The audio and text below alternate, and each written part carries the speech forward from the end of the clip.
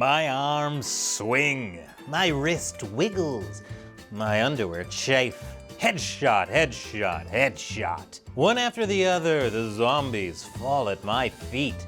The adrenaline of video game gunfire fills my next-gen VR headset.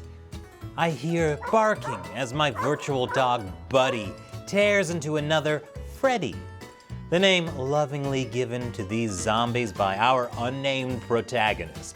I empty my clip into another Freddy, pull out my shotgun, cock it, and watch the zombies fly. It's the end of the world in Arizona Sunshine 2, and we're having a laugh. Welcome to Deep Thoughts While Gaming. I'm Chris Chappell.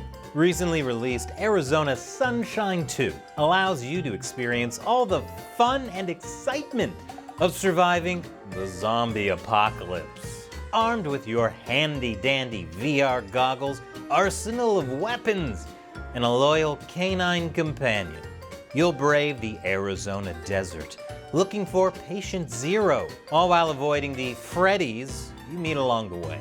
In many ways, the game provides the player with exactly what they would want from a VR zombie title.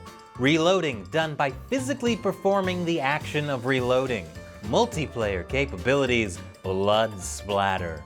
But it stands out with the addition of two additional defining gameplay factors. Buddy, the AI dog, and the protagonist's crass, if not downright dirty humor. The smartest guy in the world, and all it took was for everybody else's brains to get eaten.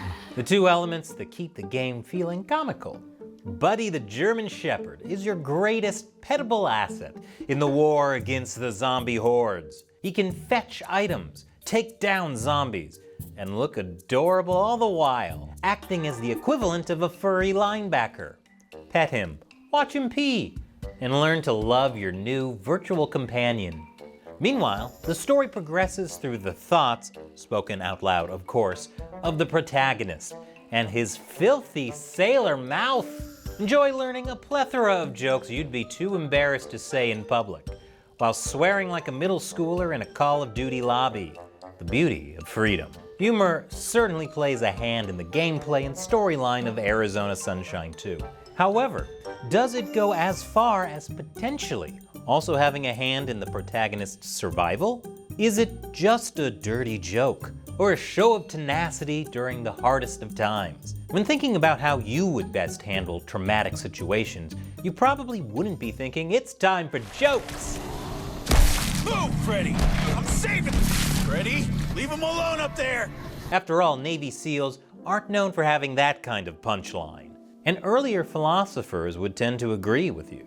In his work Philebus, Plato writes, taken generally, the ridiculous is a certain kind of evil, specifically a vice. The elements of humor, including both laughing and making jokes, are ultimately guilty of two crimes in the eyes of Plato and similar philosophers who believed in what has come to be known as the superiority theory of humor. First, humor aspires towards an explosion of emotion that ultimately symbolizes a loss of control. Secondly, that humor was solely used for mockery and to disrespect, which could lead to overconfidence in difficult situations. So it would be no surprise that other proponents of this view included the Christian Church. The rule of Saint Benedict advised monks to speak no foolish chatter, nothing just to provoke laughter. Do not love immoderate or boisterous laughter. And Benedict's ladder of humility that advises on the steps necessary to get into heaven,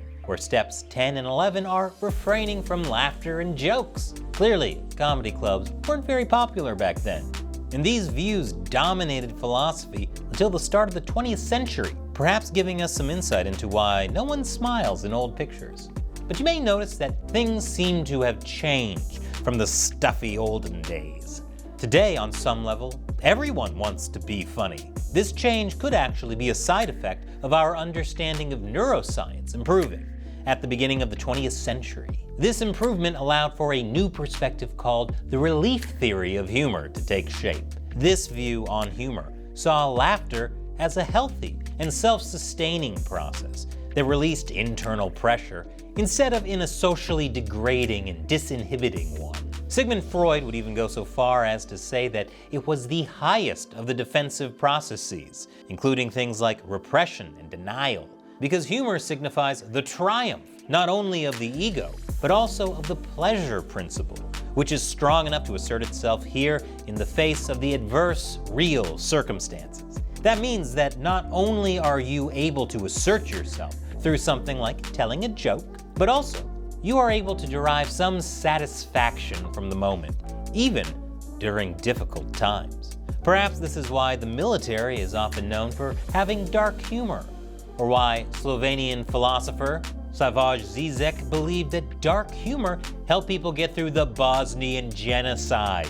He believed that comedy points to the gaps in our own symbolic universe, allowing us to look awry at reality, a skill that would come in useful when you're in the boots of our protagonist and have spent the last few years completely alone braving the zombie wasteland.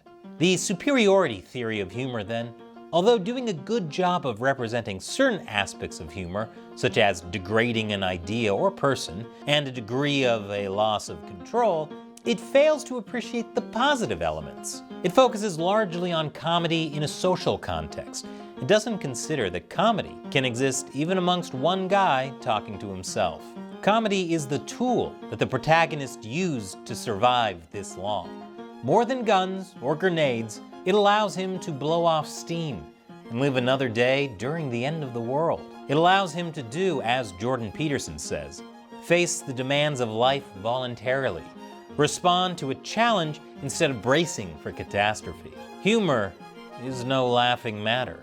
And if Arizona Sunshine 2 teaches us anything, it's that humor can be a strong ally during our toughest battles. The economy is in shambles. People don't know what to believe anymore, and the final episode of Pokemon with Ash and Pikachu as the protagonist aired this last year. But don't let yourself crumble.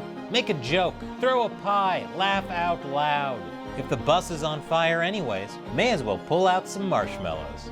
Thank you for watching Deep Thoughts While Gaming.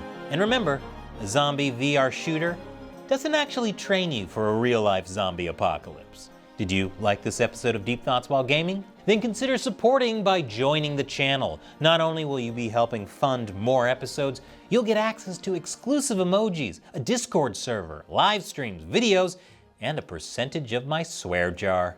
And if zombies is your thing, then you'll love this video about Telltale's Walking Dead.